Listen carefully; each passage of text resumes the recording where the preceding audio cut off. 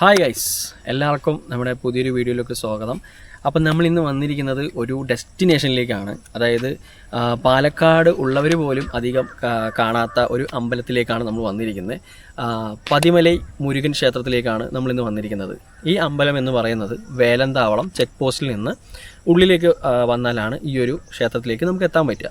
അപ്പം നമ്മൾ ചിറ്റൂർ റൂട്ടിൽ നിന്ന് വരികയാണെന്നുണ്ടെങ്കിൽ വേലന്താവളം ചെക്ക് പോസ്റ്റിൽ നിന്ന് റൈറ്റിലേക്കും, നമ്മൾ വാളയാർ വഴി വരികയാണെന്നുണ്ടെങ്കിൽ നമ്മൾ ചെക്ക് പോസ്റ്റിൽ നിന്ന് ലെഫ്റ്റിലേക്കാണ് വരേണ്ടത്.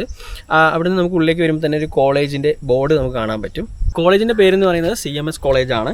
അപ്പോൾ നമ്മൾ ആ ബോർഡ് കണ്ടിന്യൂ ചെയ്ത് തന്നെ നേരെ വരിക, ഒരു കൺഫ്യൂഷൻ വേണ്ട. കോളേജിൻ്റെ അത് കഴിഞ്ഞ് ഒരു 50 മീറ്റർ കഴിഞ്ഞ് തന്നെ നമുക്ക് അമ്പലം കാണാൻ പറ്റും. മലൻ്റെ മുകളിലായിട്ടുള്ള അമ്പലമാണ്. ഞാനിതപ്പോൾ വീഡിയോയിൽ കാണിച്ചു തരാം.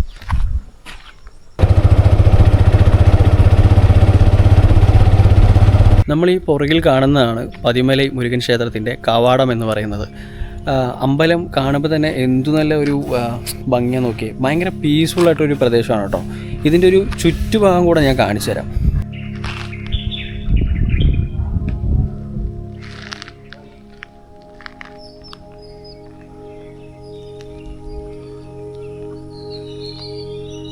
ക്ഷേത്രത്തിൻ്റെ ഫ്രണ്ടേജിൽ 360 ഡിഗ്രി വ്യൂ ആണ് ഞാനിപ്പോൾ കാണിച്ചു തന്നത്. കണ്ടപ്പോൾ തന്നെ എനിക്ക് മനസ്സിലായില്ലേ ഈ സ്ഥലത്തിൻ്റെ വൈബ് എന്താണെന്നുള്ളത്. സത്യം പറഞ്ഞാൽ ഈ ഒരു പീസ്ഫുള്ളാണ് ഈ ഒരു സ്ഥലത്തെ ഏറ്റവും കൂടുതൽ ഭംഗിയാക്കുന്നത് എന്നുള്ളതാണ് അതിൻ്റെ ഒരു സത്യം.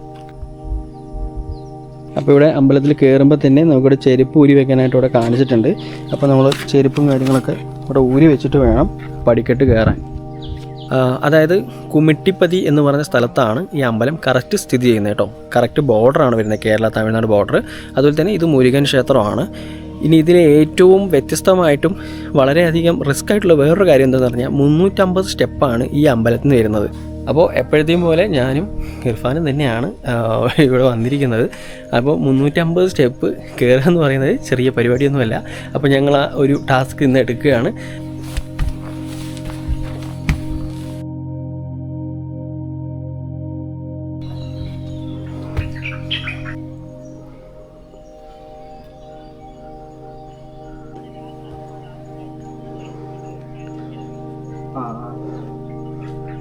ഏകദേശം ഒരു 50 സ്റ്റെപ്പ് നമ്മൾ കഴിഞ്ഞിട്ടുണ്ടാവുമെന്നാണ് വിചാരിക്കുന്നത്.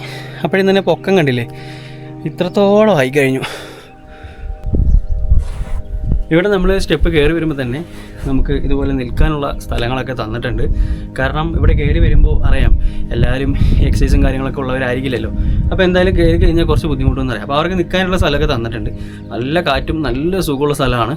പക്ഷേ ഇവിടെ വന്ന് നിൽക്കുന്ന സമയത്ത് നിങ്ങൾ കുറച്ചുകൂടെ ശ്രദ്ധിച്ചൊക്കെ വേണം നിൽക്കാൻ. എന്താണെന്നുള്ളത് ഞാൻ കാണിച്ചു തരാം.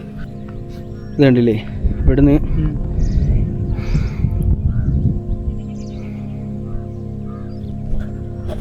നമ്മൾ ഇത്ര നേരം കയറി ഈ സ്റ്റെപ്പൊക്കെ ഫുൾ സിമെൻ്റ് ആയിരുന്നു. ഇത് കണ്ടില്ലേ, ഇതൊക്കെ പാറയൊക്കെ ചെത്തിയിട്ട് സ്റ്റെപ്പ് പോലെ ആക്കിയിരിക്കുകയാണ്. നടക്കാനും അതുപോലെ തന്നെ കാണാനും നല്ല രസമുണ്ട്. ബാക്കിൽ കാണുന്ന സ്റ്റെപ്പ് കണ്ടോ, ഈ ഒരു 5-6 സ്റ്റെപ്പ് മാത്രമേ ഇനി 350 സ്റ്റെപ്പിന് നമ്മൾ കംപ്ലീറ്റ് ചെയ്യാനുള്ളൂ. അപ്പം നമ്മൾ ടാസ്ക് കംപ്ലീറ്റ് ചെയ്തിരിക്കുകയാണ്. ചില്ലറ പണിയൊന്നുമല്ല, അത്യാവശ്യം നല്ല പണി തന്നെയാണ്. ഡെയിലി നടക്കുന്നവരും അങ്ങനെയൊക്കെ ആണെങ്കിൽ വലിയ കുഴപ്പമില്ല. അല്ലാത്തവിടെ വന്നു കഴിഞ്ഞാൽ ഈ ഒരു തണുപ്പത്തും വേർക്കും. ഇവിടെ ഈ അമ്പലത്തിൽ ഒരു ചെറിയൊരു കുളം പോലെയാണ്. നമ്മളവിടെയൊക്കെ ഇത് വലിയ കിണറെന്നൊക്കെ പറയാൻ പറ്റുള്ളൂ. എന്നാലും അമ്പലക്കുളം തോന്നണം. അത്യാവശ്യം മീനും തവളയും കാര്യങ്ങളൊക്കെ ഇതിലുണ്ട്.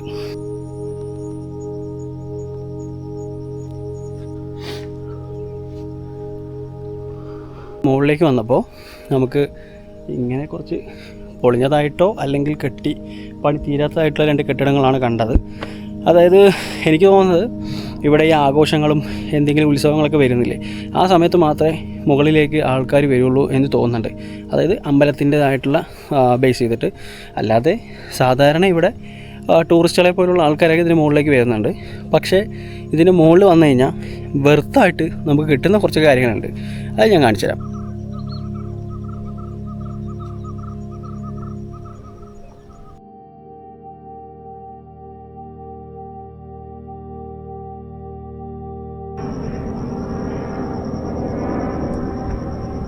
നമ്മളപ്പോൾ ഈ വഴിയാണ് നമ്മൾ വന്നത്.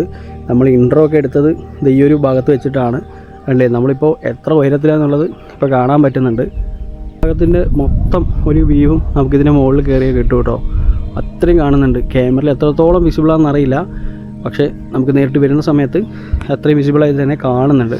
ഏകദേശം അപ്പോൾ നമ്മൾ ചെരുപ്പില്ലാതെയാണ് വന്നത്. ആ ഒരു കാര്യം നമ്മൾ ശ്രദ്ധിക്കണം.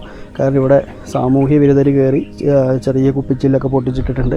അതുപോലെ ചെറിയ കല്ലുകളാണെങ്കിലും കാലിലൊക്കെ കുത്തി തറച്ച് കയറുന്നുണ്ട്.